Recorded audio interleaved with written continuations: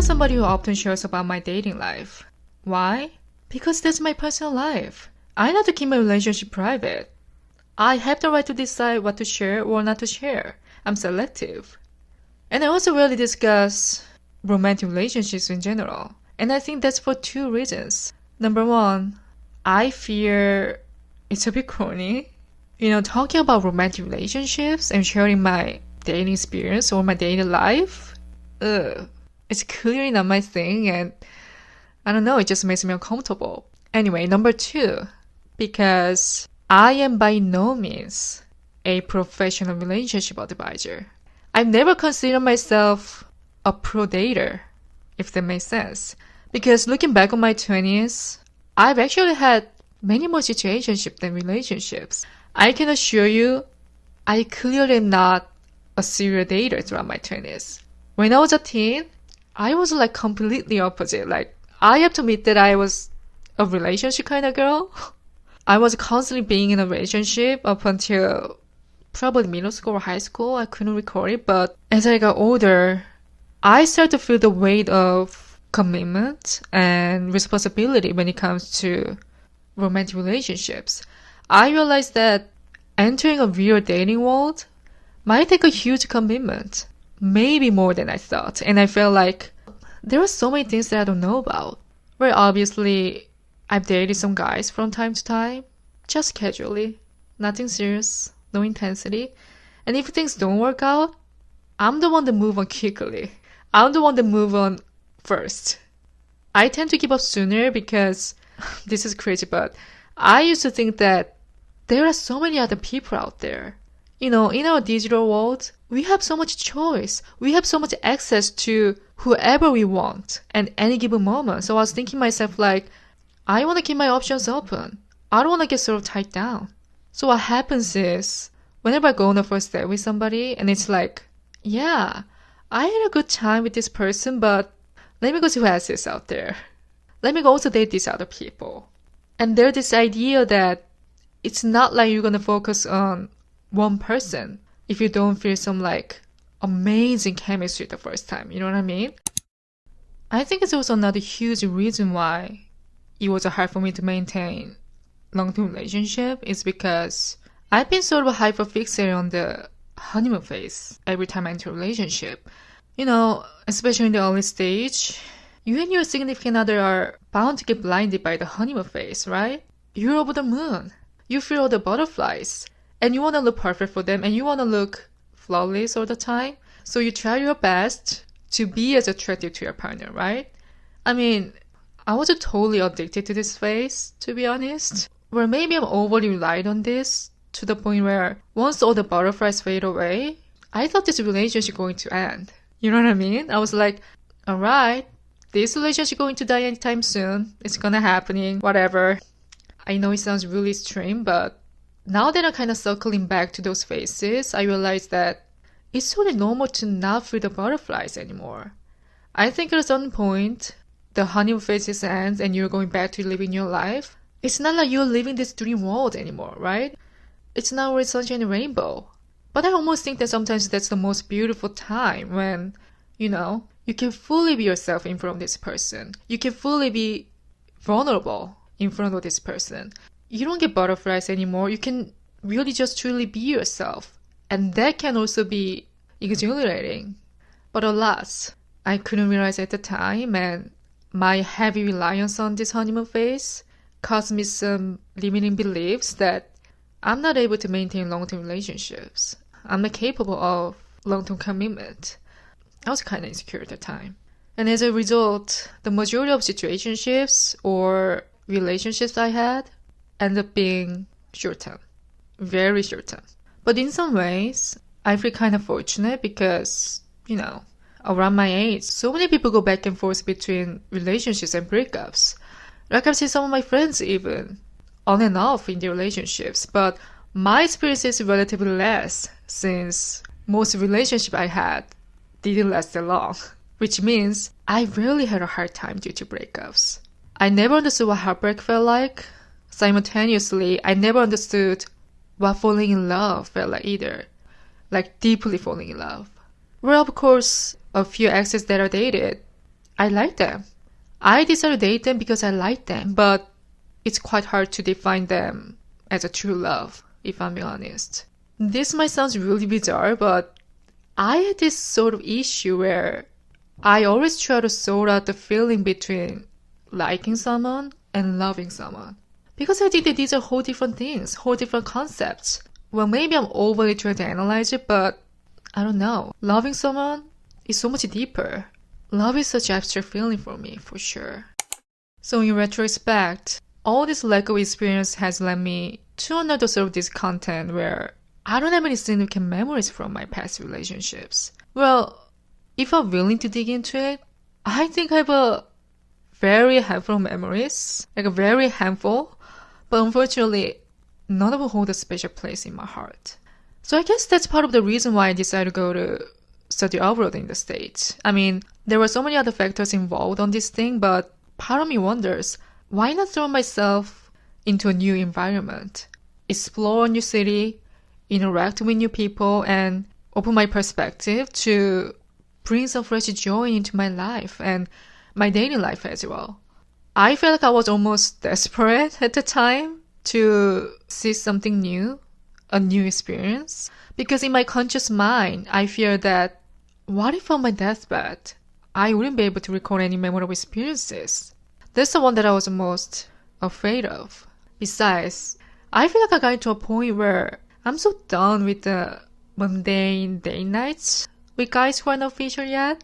Like the cliche outings like watching a movie, hopping to an aesthetic, overpriced cafe, having a dinner and drinks, and exchanging some, a typical corny as hell questions, such as, what do you do for fun? Where do you live? When was the last time you dated so-and-so? This repetitive pattern takes away all the excitement, and I can't help but question myself, like, seriously, what's the point of it all?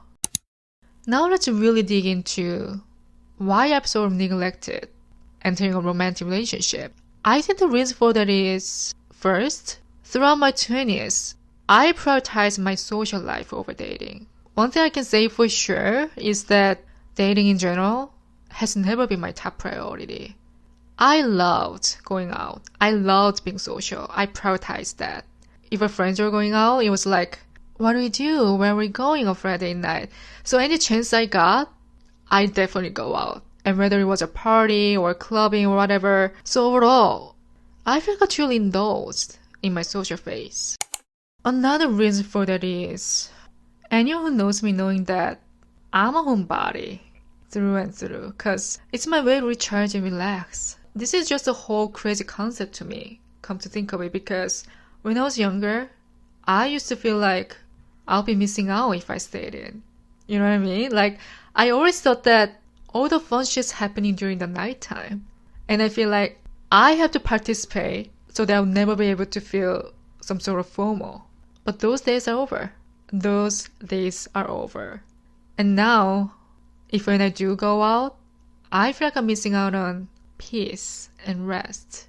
It's funny how things change, right? Also, another huge reason I've sort of neglected to get into a relationship is because for the last few years, I've been really working on my independence more than I ever have at any point of my life. The reason I was so focused on it was because prior to a few years ago, I was constantly around people, constantly with my friends, constantly in social settings. Like, I really give myself a room for solitude. But then ever since I live alone, I was pushing myself to spend so much time alone, at times isolate myself almost. I think the huge reason for that is because I feel like I wasn't reaching the level of independence. Like I wasn't independent yet.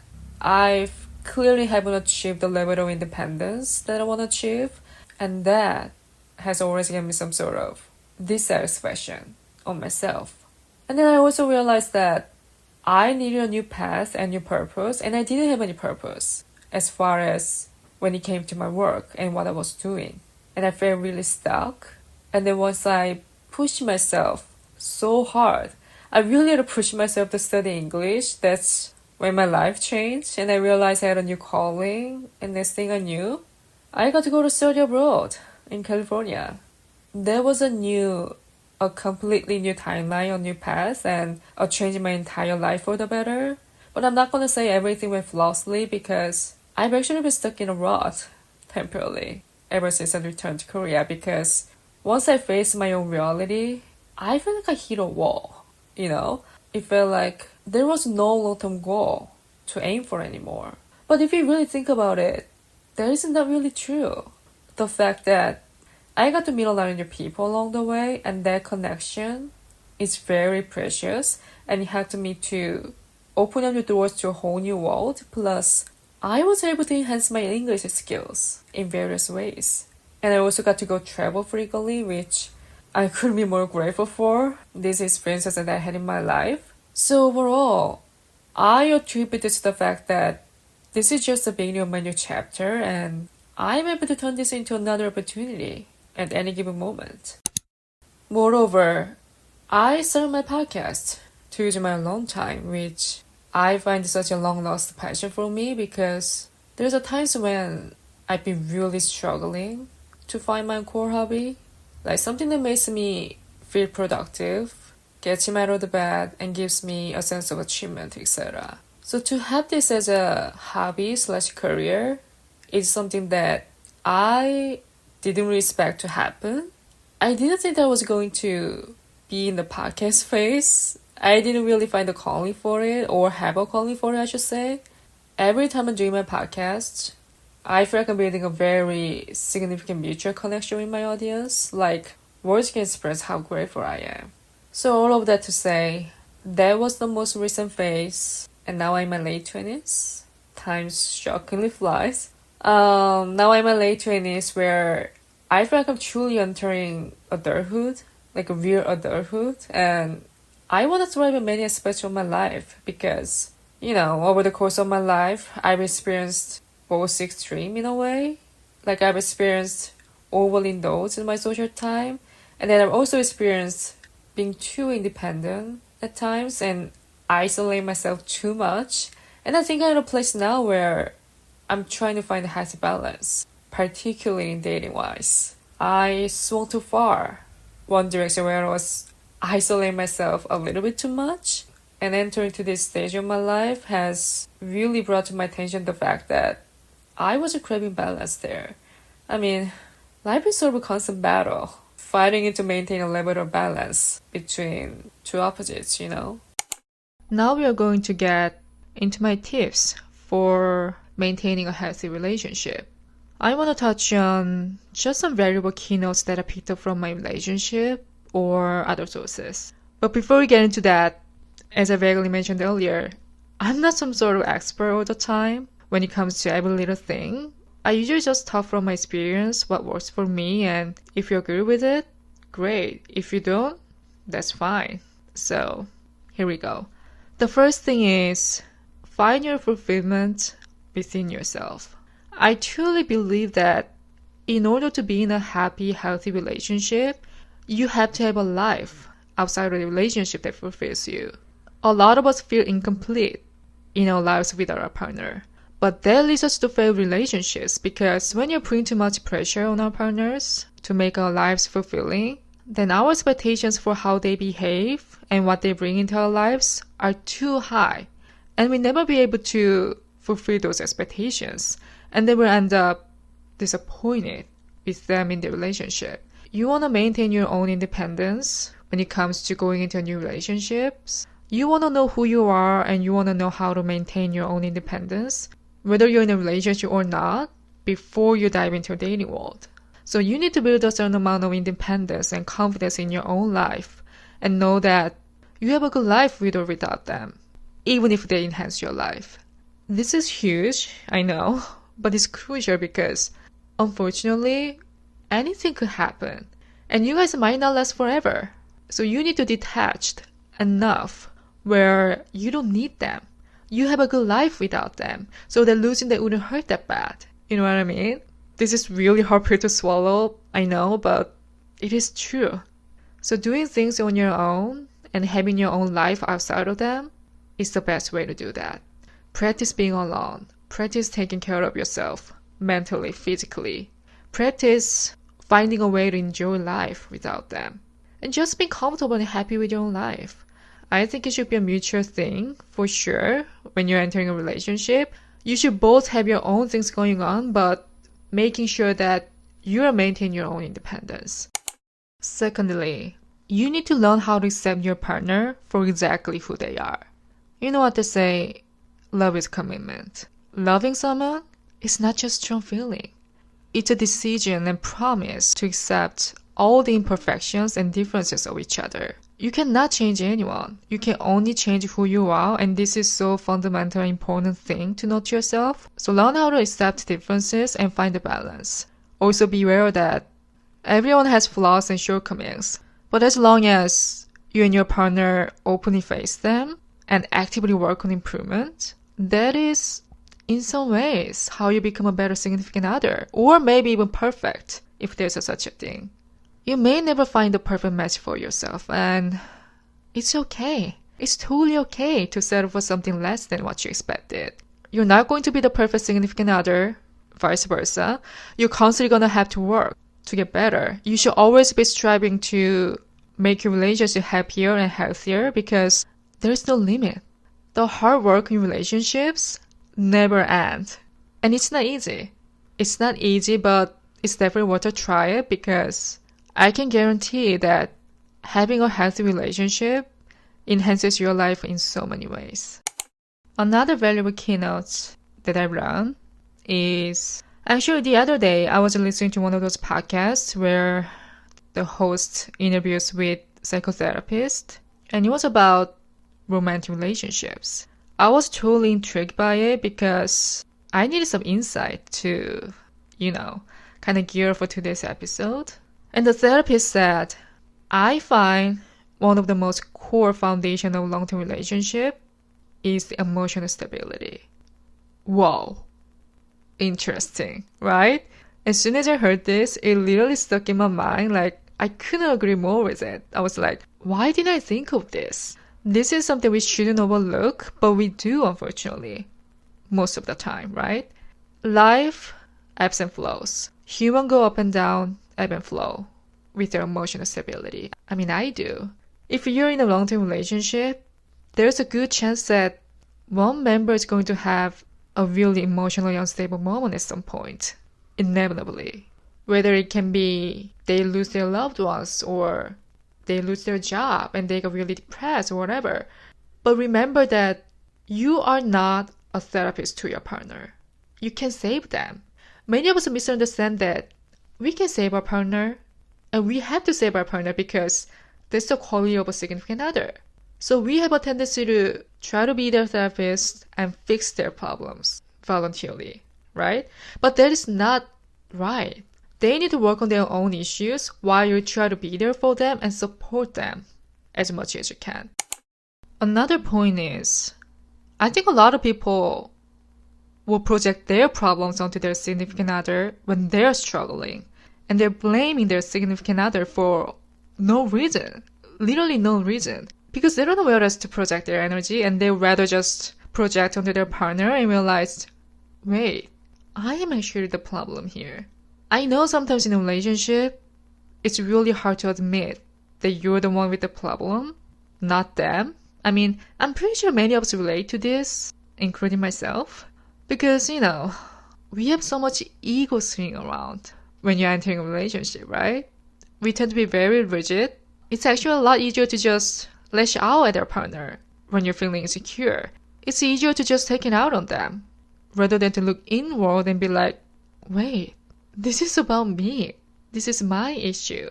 So I think the best way to handle that is, first, don't ever bring something impulsively.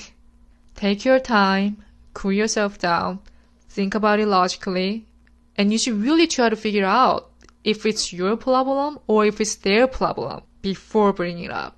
And then once you're ready to talk it out, communicate with your partner. Have a conversation with them. Work out something with your partner so that you do not let your problems cause any unnecessary tension in the relationship. Last but not least, the biggest obstacle to being close is fear. Fear that you might get hurt, fear that you might hurt the other. I bet many of us have this type of fear. I mean, I've had for sure. But I believe the most important thing is to just dive in. Even if the results may betray you, even if the outcome is not going the way you think, just go for it. Put on in. What do you have to lose? Then, you lose them either way. You lose them whether you put all in or you put half in it, and it's still gonna hurt the same amount. So throw the ego away. Be vulnerable. Be honest with yourself, and just follow your heart. And with that being said, that concludes today's episode. I'm so grateful for all of you. Thank you so much as always for being here and listening to the podcast. If you enjoyed this episode, be sure to share it with your friends and rate it on Spotify. Your support and your love means the absolute world to me. Thank you so much as always, and stay tuned for the future episode. Bye.